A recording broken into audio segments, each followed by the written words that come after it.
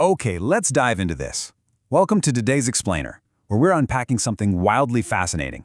We are going to look at a deeply speculative, highly detailed geopolitical scenario. What we're mapping out today is the theoretical blueprint for a 2026 operation, this massive, incredibly intricate, multi-year intelligence and military campaign designed to track and eliminate Iran's supreme leader Ayatollah Ali Khamenei. Now, to be absolutely clear right up front, we are not taking sides or endorsing any viewpoints here. We're simply acting as your guide, breaking down the technological, tactical, and political anatomy of this theoretical operation exactly as the source material lays it out. To make sense of such a dense and complex timeline, we're going to break the explainer down into 5 distinct phases. We've got the strategic shift, the impossible target, the intelligence web, the geopolitical window, and finally, the final strike. Let's get right into it. Phase 1, the strategic shift. To really grasp what's going on here, we first have to understand the historical deadlock that forced Israeli intelligence to completely rewrite their playbook. So up until 2017, Israel was essentially stuck in a loop. Their strategy mostly relied on targeting nuclear scientists or bombing specific facilities. But the problem? The supreme leader would just appoint new scientists and rebuild the facilities somewhere else. It was a total strategic deadlock. But then, everything changed on January 31, 2018. In this incredibly daring operation, Mossad agents broke into a warehouse in the Shurabad district of Tehran. They literally used blowtorches to cut into safes, and they managed to smuggle half a ton of highly classified nuclear documents out of the country. This heist was a massive reality check. Why? Because those documents revealed secret underground nuclear sites that Israel couldn't even see using their satellites. That specific intelligence haul forced a total paradigm shift. The Israeli War Cabinet realized that just playing whack-a-mole with scientists or individual sites was never going to be a permanent solution. So their new strategy became almost unbelievably ambitious. They decided they had to target Khamenei himself. Now, eliminating a head of state isn't just a tactical strike, right? It's the kind of move that risks triggering a full-scale global war. Actually pulling this off would require unprecedented intelligence gathering and some incredibly deep geopolitical preparation to manage the inevitable fallout. And that brings us to Section 2, the impossible target. Before you can even begin to plan a theoretical strike, you have to understand the sheer, mind-boggling scale of the defenses. The primary target location here is the Pasteur Street compound, also known as the Mohattari complex, right in the absolute heart of Tehran. This 30-acre compound is described as one of the most heavily guarded places on Earth. It's got a strict 3-layered security protocol. The innermost ring, that's protected by elite forces like the Ansar al-Mahdi unit, who report directly and only to the supreme leader. The surface level is completely locked down with physical anti-drone nets, frequency detectors, and mobile jammers. But here is the craziest part. The internal communications within the compound rely entirely on a closed-loop fiber optic network. Because data travels as light pulses through these physical cables underground, it is completely immune to standard signal interception from space. You can't just hack it from a satellite. So the crucial point is the sheer depth of the primary bunker located beneath this compound. The source material emphasizes that it is buried so far underground, it takes a full 5 minutes just to ride the elevator down from the surface level. And it's not just a single panic room down there. We are talking about a 5-kilometer subterranean tunnel network that connects to all sorts of points across Tehran. It features at least 8 different escape gates, and to deter any aerial bombardment, these exit points strategically open up right underneath critical civilian infrastructure. We're talking places like the Shahid Sharideh Medical Center, local schools, multi-story parking garages, and mosques. So with defenses that tight, a direct brute force military approach is pretty much off the table. Which leads us to Section 3, the intelligence web. How do you breach the unbreachable? To bypass those defenses, the scenario details a highly technical, multi-layered espionage campaign, utilizing a really aggressive 3-pronged approach: human intelligence, signal and satellite tracking, and AI data processing. On the human front, you have operatives from Israel's Unit 8200, Unit 9900, and Mossad, actively recruiting compound maintenance staff, plumbers, electricians, cleaners. They're literally analyzing the compound's trash for clues about daily routines, and they even managed to plant Pegasus spyware on the personal smartphones of the compound's staff, doctors, and guards. Then you look up. From the sky, the satellite net they cast is just incredible. Israel's OFEC 13 and 16 satellites are tracking minute-by-minute ground movements. Imagine a satellite tracking your exact daily routine from space. That's what we're looking at. Plus, you have US KH-11 satellites that are so unbelievably precise from 500 kilometers up, they can read a license plate or even calculate a building's height purely by measuring its shadow. On top of that, Orion satellites are capturing radio frequencies and beaming those signals straight to a secret CIA facility over in Pine Gap, Australia, to be processed. And this brilliantly illustrates the intersection of human error and advanced technology. Iran had installed thousands of Chinese-made Hikvision and Tiandi street cameras for security. But oops, those cameras possessed a known remote code execution bug.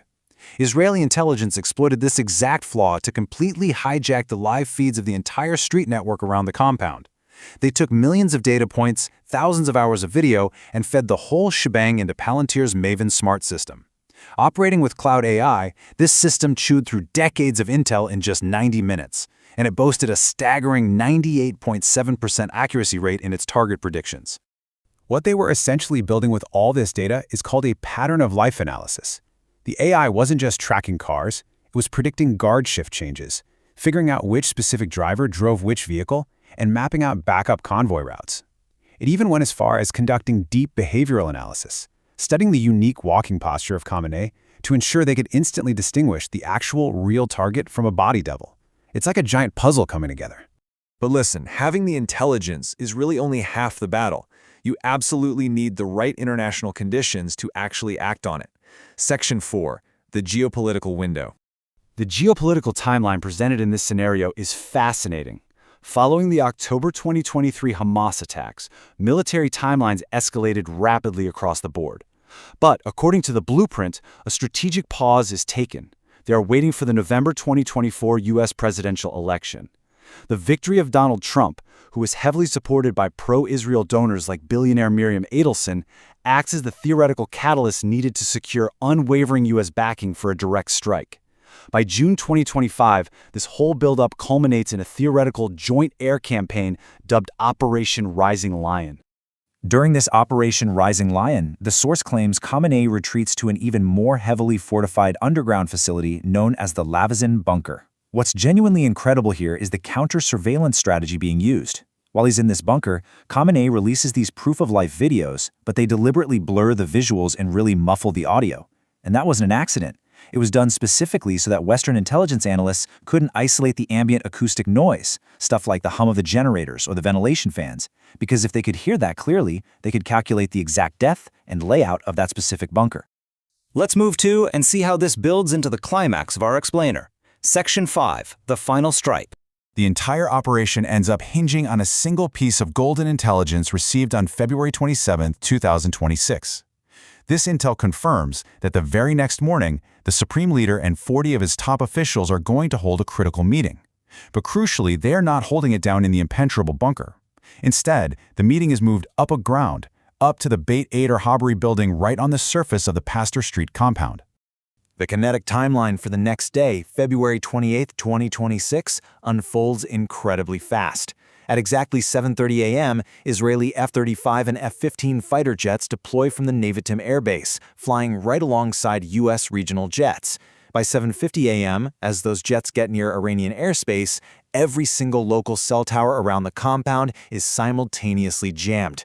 Guards trying to make phone calls suddenly just get busy signals. The entire flow of information is paralyzed in an instant. But to actually reach the compound, the jets still have to bypass Iran's formidable S-300 and Bavar 373 air defense shields. Doing this requires a brilliant three-step takedown. First, dormant malware, which had actually been planted years prior in the supply chain by Unit 8200, is suddenly activated, completely blanking out the Iranian radar screens. Second, U.S. Navy EA-18G Growler aircraft start broadcasting massive amounts of electromagnetic static, effectively blinding any of the remaining sensors. And finally, thousands of small drones, which had been secretly smuggled into Iran and hidden away for years, are activated locally to physically strike and destroy those blind radar batteries. With the skies now completely clear, the strike happens at exactly 9:40 a.m. Over 30 hypersonic Blue Sparrow missiles impact the surface building with absolute pinpoint accuracy. The scenario describes the entire leadership being wiped out instantly. The only high-level survivor mentioned is Khamenei's son, Moshtaba, who had allegedly just stepped out of the room moments before the impact. And then, in this surreal modern warfare twist, the immediate aftermath wasn't just physical destruction, it was psychological. A really popular Iranian religious prayer app called Saba, which apparently had been quietly compromised by the CIA and Mossad, suddenly pushes a mass notification to millions of citizens' phones. The message simply reads, "Help has arrived," while simultaneously broadcasting direct orders for the regular army to surrender. Just incredible. Wrapping up the explainer, there is a massive twist in the immediate aftermath, detailed here. Shortly after the theoretical strike, Quds Force General Ismail Qaani, a man who had miraculously survived multiple previous assassination attempts, is arrested by Iranian authorities. Why? On suspicion of being the inside mole who actually provided that final golden intelligence about the meeting moving above ground. Now, what's really interesting about this slide is the profound question it leaves us with. If AI, cyber warfare, and pattern-of-life analysis can be used to surgically dismantle a nation's absolute ultimate defenses, what does this level of technological espionage mean for the future of your own personal data and global security at large? It really makes you think. That's all for today's explainer. Keep questioning, keep learning, and we'll see you next time.